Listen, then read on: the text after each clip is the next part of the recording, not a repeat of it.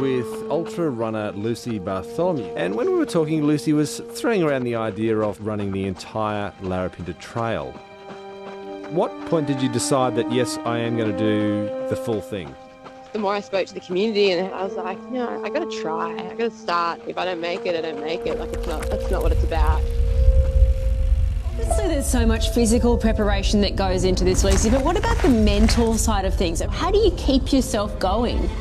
It comes down to being super stubborn, and you can ask my parents, my brothers, my friends. Of course, you're a world-famous athlete. You're still, I mean, what are you, 24, 25 at this point? 24, 25 next month. Okay, so you're almost 25, and you've been in the sport already for like a decade. Now, you became the World Ultra Junior Running Champion.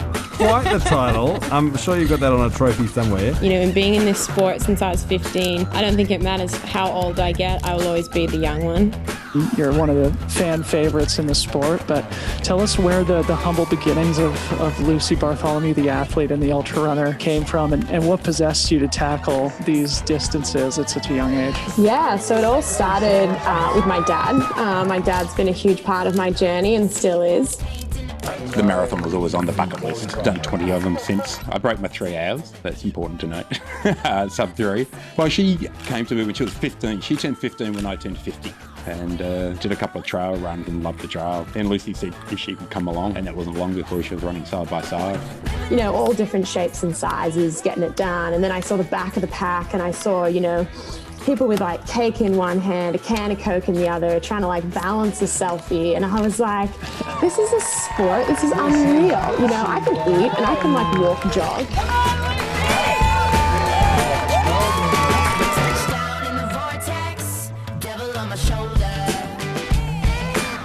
You do have plans for the Larapinta Trail. Tell me about what you're thinking.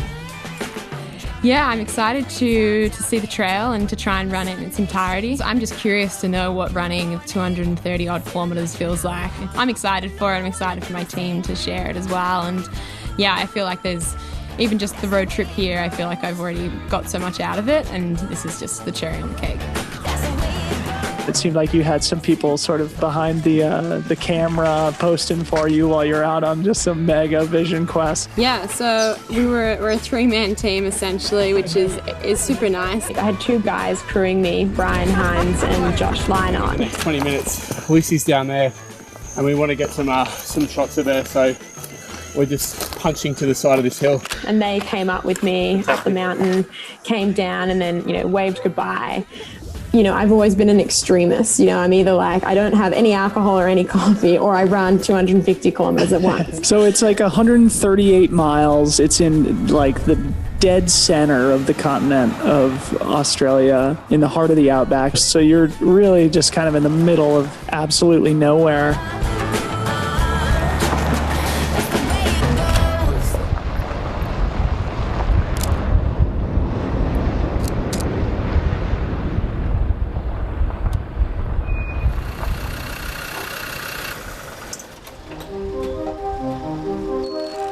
You know, it's been a dream to do this trip for about 5 years now, but more of like a pipe dream. You know, it was something that like one day I would do that. And then it was just kind of like circumstances just came about. I met Josh and Brian in the start of this year, and it was just kind of like, oh, I really want to do this and I really want to capture it, and these boys, they capture things, so it's perfect. I think it's, you know, like circumstances happen and you find people who you just totally get along with, and you're like, I could spend, you know, 10, 12 days, 2 weeks in the desert with these people. And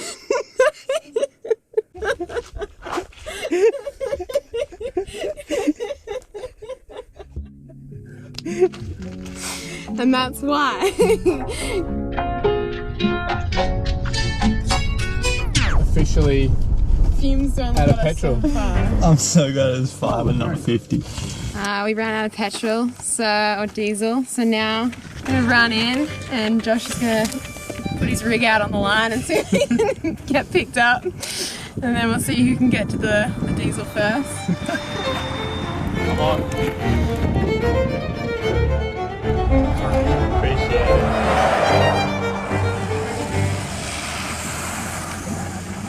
Mission success. Josh won. But I got to run, so I really win.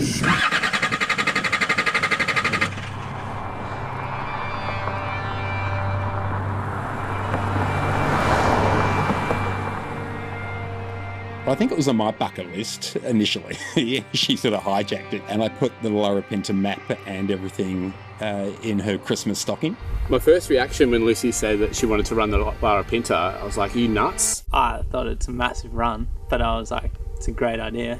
I guess let's start by what the Larapinta Trail is, and yeah, maybe some of the statistics that can help us paint a picture of how long and hard it is.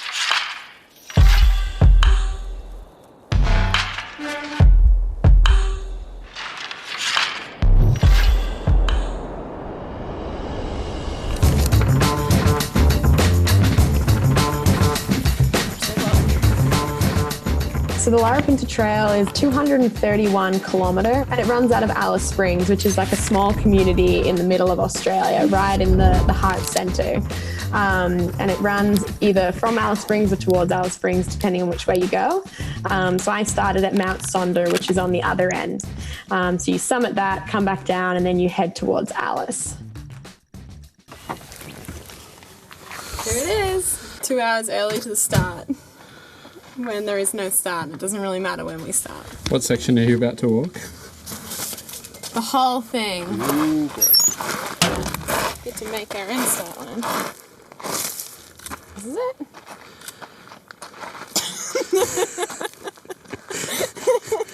For 230 Ks, just absolute sprints. Oh, cool. I think we're on. We good? We're on. Yeah. So is this the on the watch? Start.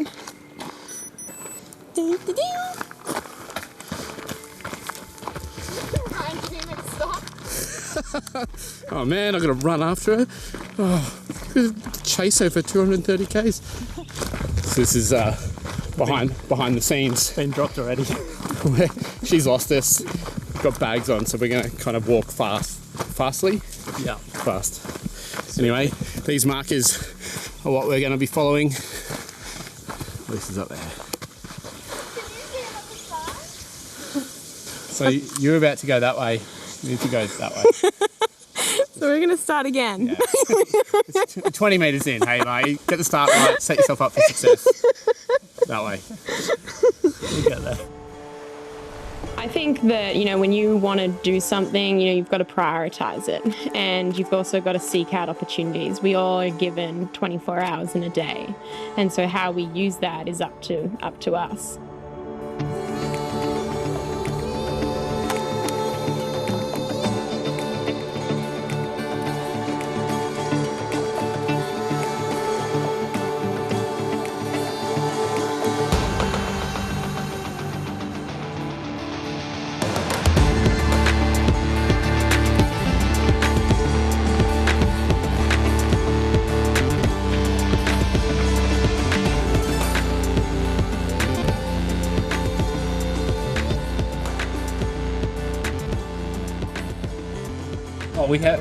We seen her coming, and she was just so into it, and then we moved across on the side and let her go. Yeah, let her go. She looked like she was on a row sort of thing, I was really admired. Wow, really good legs. I said really good knees to go down running such a path. Yeah. And I've just told you she's running the whole length of the Larapinta. What's your first reaction to that? I had to double check that what you told me was correct. I was like the whole length going that way. And the whole thing, 230 kilometers, right? The whole thing, yeah, crazy. Yeah, wow. I can't wait to hear the end of this. She even had the strength to tell us, "Come on, guys, you don't have much left." Yeah, she even said, "Yeah, come on, you don't have much." Yeah. Highest point of the Larapinta, tick. It's all downhill from here. Thanks, last words.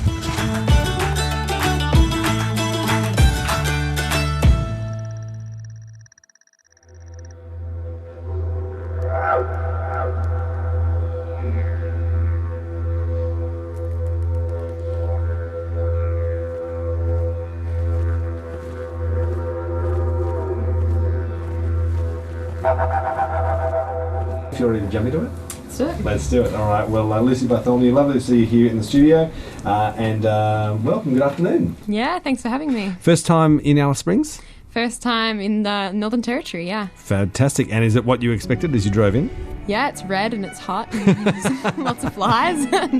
But yeah, it's beautiful. Looking a bit greener maybe than you thought it might? Yeah, from everyone, all the locals have told me that this is just the prime time to see it. So it's unreal to experience it in this lush way. Good stuff. Well, I know there's lots of people in the running community who are very excited that you're here. Lucy, welcome to Alice. Yeah!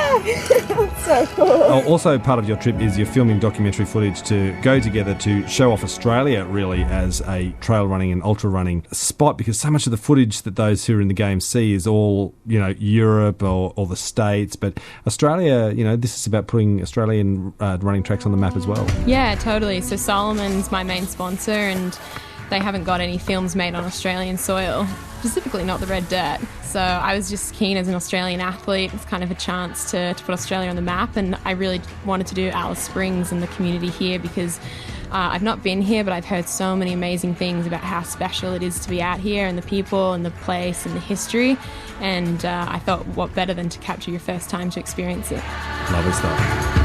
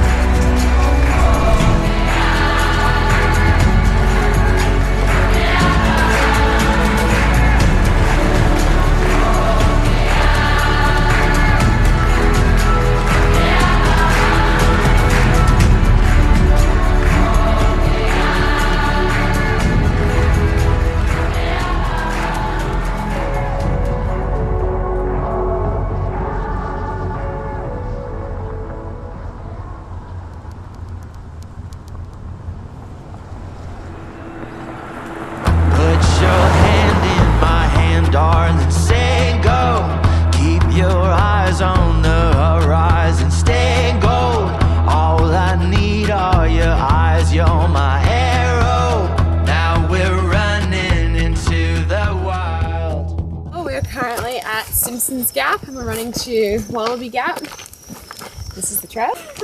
So we're running at about 6 p.m, so we get a bit cooler temperatures, but good to get to know what this kind of feels like. Just get to know the trail a little bit more. Brings it to a total of 20 Ks of wrecking, so just 210 Ks of unknown.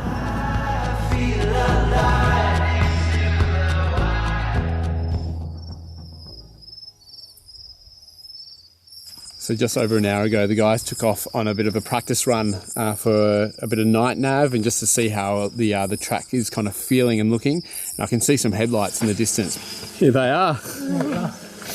A little later than we thought.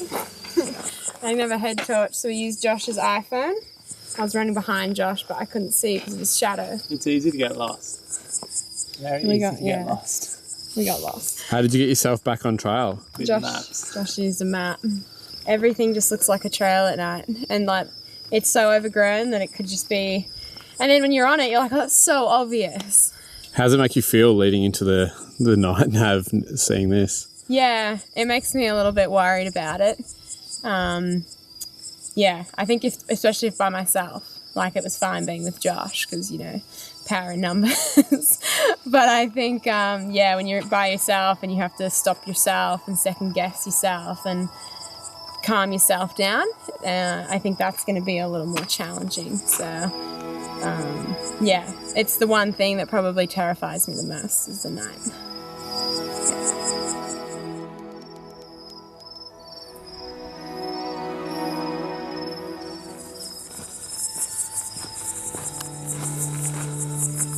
Here she is.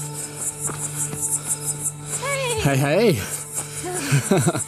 Hey. I didn't know where you were. Come into the best setup that you're about to see. How'd you go? Yeah, I got lost a lot and I fell down a cliff. Oh shit. Yeah. But yeah, not too bad. I had to call my dad. You called him? Yeah, because I was like, I don't know if I can do this. Yeah, she called and she was in tears and you could hear it. It's so hard to navigate, it's insane. She had one bar on her phone and it pinged and stuff like that. She had just fallen over not that long before, and she said she'd banged her knee and cut it. I think she was about 30 k's into the run, and then she said, I don't think I can do it. I'm doubting my ability as a runner. I don't feel as confident as I used to feel in previous runs. I just chucked up all my gels. Oh, really? Gosh, I suppose I just said in some of the other runs that we've done together and that she's done independently, when it has got to night time, and I suppose I'm specifically Western States in 2017 when she came third, when she got to that evening, she was exhausted and it looked like maybe she was going to get overtaken into fourth or fifth and lose a place on the podium. And she said what she really enjoyed was when the heat went out the day, it got dark, and she could just focus with her pacer just on the dot in front of her, the light, and that just was enough to, break the mood sort of thing. So I just said just to embrace that, just let the night come and embrace it, and then you'll be on your own and you can just focus on the job and not feel like you're on the spotlight. And it was literally just back yourself, back the process, and enjoy the night. I drank so much water and I swam. Like the water was like this high and I was like holding my phone. I was wondering why she's looking good. She's had a damn bath and like... pulling and stuff in. I was saying to Dad, I was like, I'm so dehydrated. And he's like, well, stop crying, it's wasting water. And he's like, and you're wasting energy with all this talking. I was like, thanks, Dad. I'll see you in 40k. Good luck. The thing that I feared the most was coming into the first night. And I remember falling and I cut up my knees and cut up my hands. And I remember looking around and thinking, I'm so far out here. Like if I need help, if something really bad happens, I am so alone. Crying and walking a few steps and stumbling through along the trail and just thinking, I'm way over my head. I can't do this.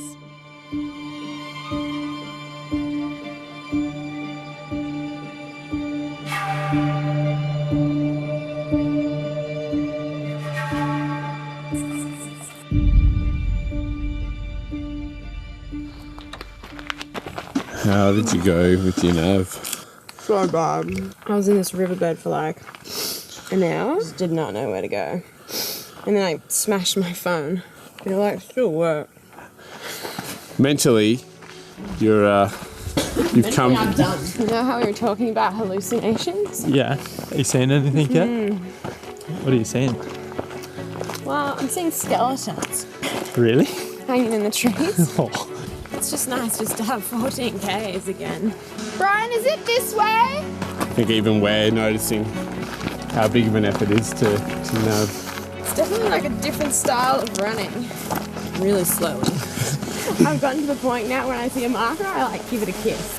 I feel like I'm orienteering. I thought that was like a huge sign. I don't even remember walking through a campsite. Well, this doesn't show the high route. So this is where we went right before. Yeah, so we keep going a little bit further. See ya. Good luck. Thank you. Take your time. Keep smiling.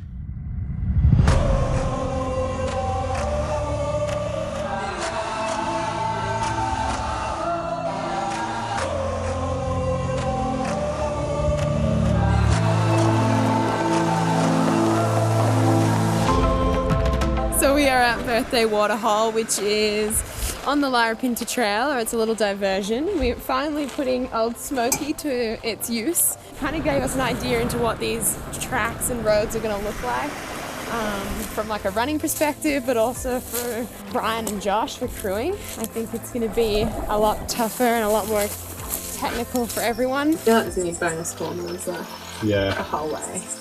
More miles, more smiles. Is that a thing?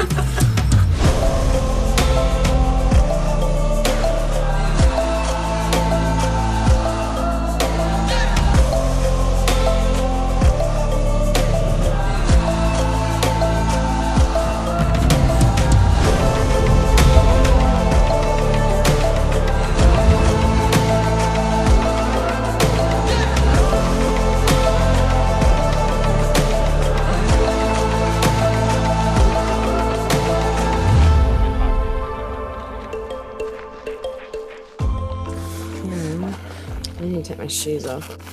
How are the feet? Oh, they're pretty sore. Yeah, I'm looking forward to maybe some different shoes. New shoes, new Lucy. I'm not looking forward to this next section. Why? Because it's long. And it's going to be hard. Well, at least now you can say blood, sweat, and tears.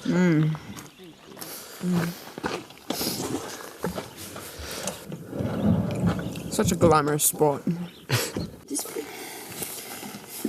Is there water in this section? I think from Hugh Gorge, you're just going to be dotting away along a whole river. Yeah, but this is all river, older river country. Yeah. You've got a number of watering holes to like swim through. Yeah. It's going to be so long. All right. Adios. Come for a little joggy run. We don't joggy run. We can walk. Anyone that's going to take on this challenge, it's epic. What I think is really important about the Larapinta Trail is on paper, it's 231 k's. And for some people that's like a bit of a walk in the park or a simple kind of approach, but this trail is so relentless and so rugged that in reality it is way beyond what you see on paper. The relentless rocks under the feet, they don't realise that the mental capacity to focus 3 metres ahead of you every single step for 231 kilometres, if you don't do that, you're going to fall over. That next day I got severely dehydrated. I misread the map and I was told like, oh, Lucy, you're going to go through this gorge, you're going to be swimming through water. And so I just, stupidly didn't take much water thinking I'll just be like swimming and drinking, like I'll be fine. Just trying to get signal. Josh is trying to get signal. We've hiked our way up Spencer Gorge up towards the Razorback Ridge where Lucy has been running well over 120 kilometres now, and this is probably one of the toughest sections that she's having to encounter. And so we've come up here probably about 6 k's from the bottom junction to hopefully meet her. We've got some extra water, we've tried calling her with a bit of reception, and the terrain is incredibly hot, incredibly steep. Very technical. Very, very technical stuff. I remember cresting this hill and looking out at this like plateau and looking for like that reflection or like glimmer of water, and I looked out and I was like, there is nothing out there. Yeah. And so I dropped down into it, and the midday heat was starting, and yeah, I just kind of was looking for like any puddle. It could have been of like cow piss, and I would have been like, oh, thank God, like let me use this, and so I went like 7 hours without any water. When I met Josh and Brian finally, I was like trying to communicate like I need water, and I haven't peed in so long, and things started to kind of unravel from there, because once you go dehydrated, you don't come back.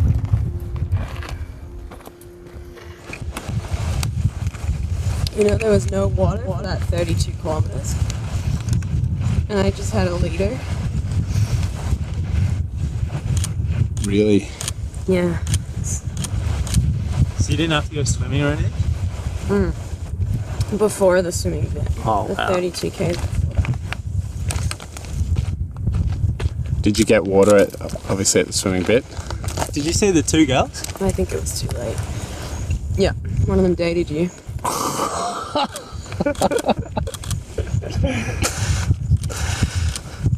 She said it very proudly. Of course she did. Well, We knew it. it was 10 years ago. Was it? Maybe 9.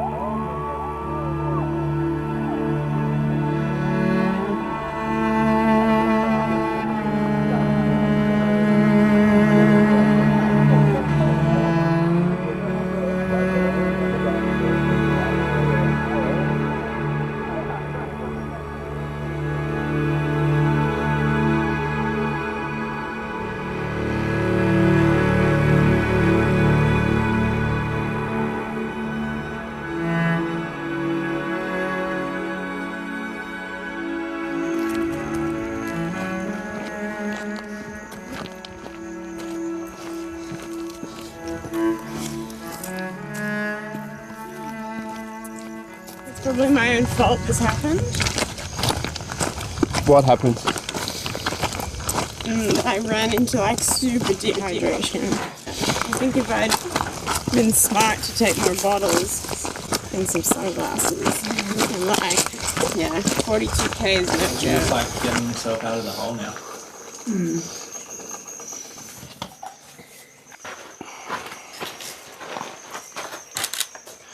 So hard to find the path and know the way, which was just hot.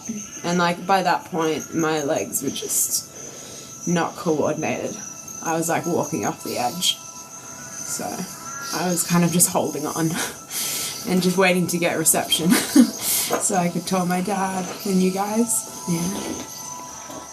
Yeah. Did Dad give you any words? Nah, not really. He just kind of said, keep it up. And then he's like, are you going to continue or not? But I will continue. Perfect. Do you ever feel like, second guess the direction that you've taken? Yeah, probably in the last 2 years when my racing and my running hasn't felt as good and hasn't been as easy, I've definitely there's been moments where I'm like, Is this like standard? We just do some laps? I accidentally took 20 metres the wrong way. man, I just want to why can't I just go to university, get a job and just do the cookie cutter thing, what everyone else is doing. And I can, I'm still young enough that, I was pretty close to kind of just being like, you know what, I'm quitting Instagram, I'm getting off this, I'm hanging up the shoes, I've done my dash, it was great. 10 years in the sport is phenomenal and I've had an amazing time.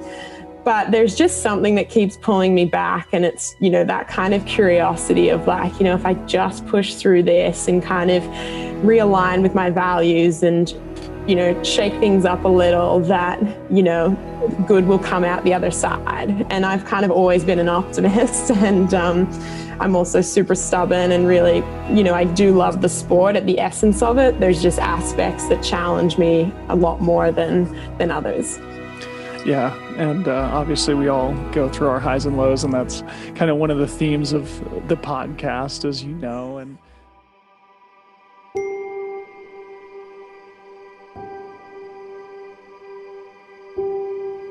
you're going to join Lucy on the run? Going to join Lucy for the overnight leg, or the next leg, which will get us through to sunrise, but that's 38 kilometres. I think she's having a tough time with Nav at the moment. It's her second night, so it could be a lot going on. So I'm going to give her some company, hopefully boost her morale. That's our game plan all day. Keep the morale high and see if we can get her going. I lost the track. I think I just saw a Zach message. And my phone pinged, and it was the guy who was following my spot tracker, and it was a message to my crew, and I was CC'd into it, and it was kind of like, Lucy is so far off track that she's on a super gnarly bit of the mountain. I'm moments from calling a helicopter because, it's super sketchy, rocks fall all the time, and she's going to be super scratched up, and, I think I'm so tired that I can't place a track. I think my brain's now fried. I totally lost the path and thought that I was, I was down climbing with rocks falling out from underneath me in the middle of the night by myself. I really had a panic attack. I was just felt super alone. And I'm come down, Brian's just there trying to film, but then at the same time be like, are you okay? And I was like, I totally lost the path. I'm glad Josh is joining me. Because all the anthills, I see people with hoods on. And then I got to the top and there was these people camping, and I just thought I was hallucinating it. And then he was got out and shook my hand, and I was freaked out by it.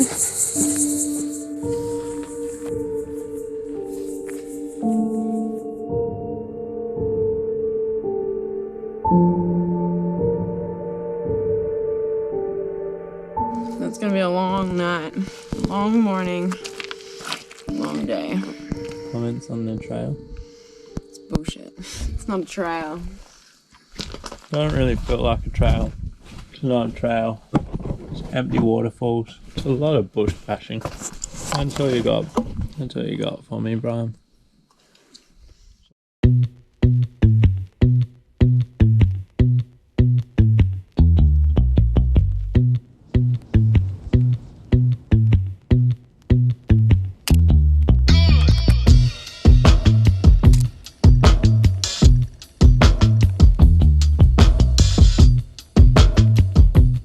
Started to descend down into the riverbed, and I was kind of like, well, this is what I've been used to now. This is the Larapinta. And I looked at Josh, and he was just didn't seem like he was really quiet. I asked Josh, like 25 minutes in, do you regret coming? And he was like, not even a shadow of a doubt. Yeah. What was that question? How did you respond? Lucy said, do you regret being out here? I said, yes. Well, now I feel bad. And he's like, oh no, I don't. It was like this awkward silence of like, but do. Because I wasn't enjoying it at all, but that's part of it sometimes. So many times I was like, maybe we should just walk back to Stanley and, you know, call it a day. Because I was falling asleep while I was running. I had to have like the first kind of my nap of the whole thing, which I just laid down on the trail and got Josh to time 5 minutes and just said, just wake me up. And yeah, it's amazing what 5 minutes can do to your body and your mind. I just kind of woke up and felt a little bit better, and then the sun rose again, and it was kind of like, all right, let's just finish this thing. How do you wake up from that? Start.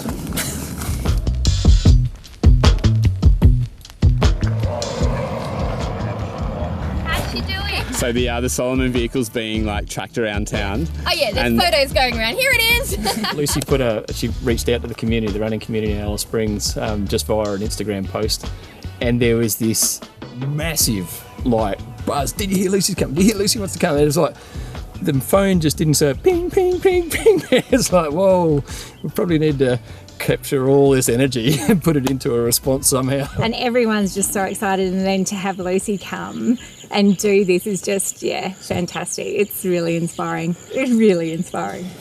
This is the thing about 230 kilometers, is that you gotta like do things to help your future self. Any more hallucinations out there?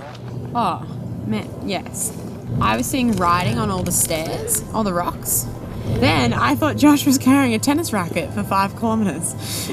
I was like, huh. Things just moved. Rocks were people. What else is there? Well, if anyone wants to join for the last bit, you're more than welcome to come run from I'll put that out there Wallaby? because there are certainly some that want to know if that's appropriate. Right. And I'm sure If they want to carry me, they can. Carry us? Yeah. You're going to join Luce on the run? Yeah. Well, why not? How do you feel knowing that a few more fresh faces are going to join you? I'm so excited. I'm so sick of Brian and Josh. People can lift each other up in so many different ways. I don't think you necessarily have to be there to hold their hand. I think that you can do it.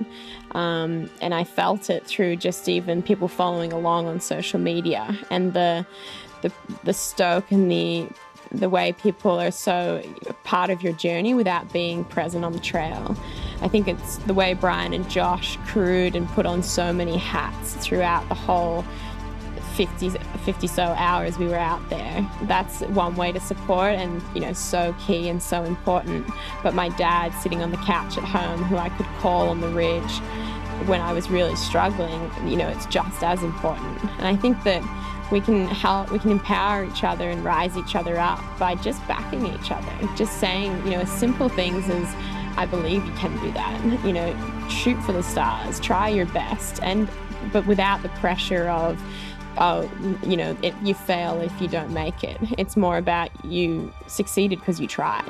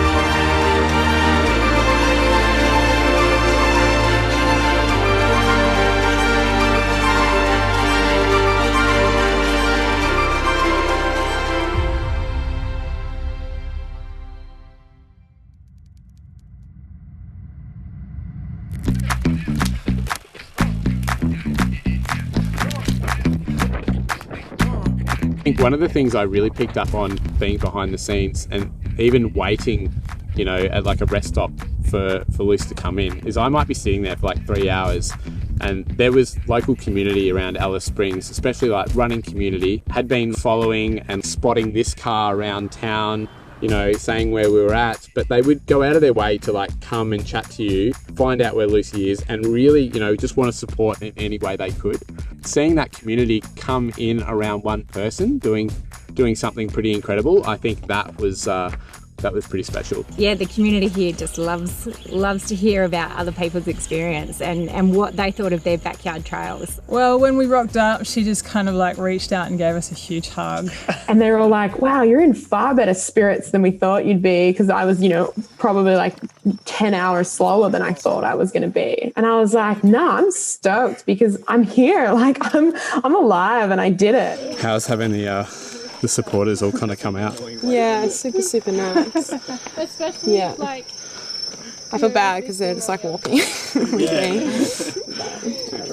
I did get you running with the drone just... Dude, I was like, guys, we're running for the drone and then we'll stop. Got it. Great team. See you in 8Ks. Tell me about your old man. Did it feel at the time when you guys did this 100K together and where there was some blowback from observers questioning whether he was a good father or not, did it feel like you guys were sort of like rebels or like you were breaking some secret rule or sort of transcending some paradigm in the sport? I think it really bonded us together because at any point he could have said, just wait till you're 18 and just make life really easy for everyone. But instead, you know, I remember him standing on the start line of that race and being like, Lucy, you know, there are lots of people out there that want to pull you out because they want to be right. And what you've got to do is you've got to smile the whole way, even when it sucks, because you need to give that as like a middle finger to them all and be like, I love what I'm doing and I'm doing it because I love being with my dad, I love myself, I love nature, and it's not about being the first or becoming something. It's just about being who you are. You have to kind of just ride out things and, you know, things work out in the end. And if they haven't worked out, it's not the end. And I kind of just realized the power of, you know, positive self-talk, having good people around you and taking one step at a time and just focusing on making that count. And kind of wanting to take that forward in whatever I decide to do. It never is the race, you know, because generally when you're running, you're looking 10 feet in front of your feet so you don't trip over and you don't look around. So when the race is over, you know, I wouldn't say anti-climax, but it's always the journey, you know, that gets you to that point. And it's the training runs you do, the people you've met along the way, and the community. And yeah, I think that the community that came out at the very end for the last sort of 20Ks and even the last 5Ks. Oh, you're fast! Yeah, that was like the big warm hug at the end of it.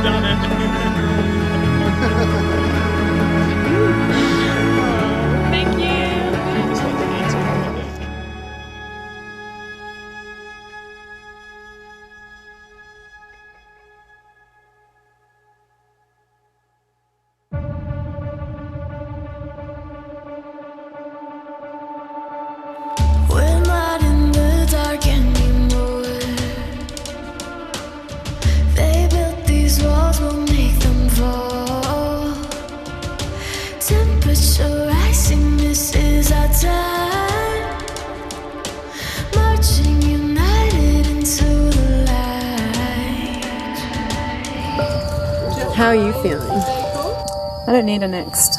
I got now. I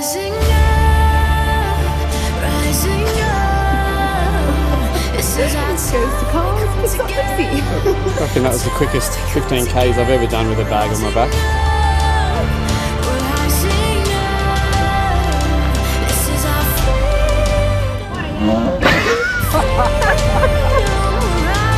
Just what a badass, hard thing to successfully navigate. You can go fast alone or you can go far together, and I'm definitely leaning towards going far with people. We're taking back our better days.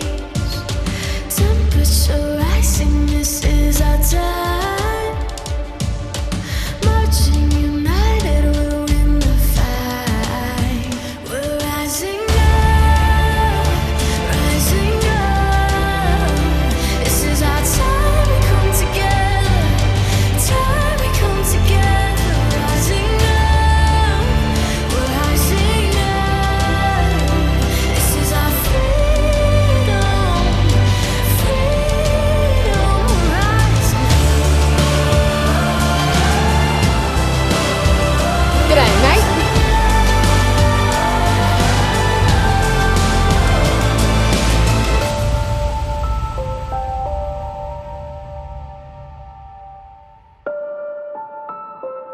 Now I feel like I'm living my dream. This is who we are now.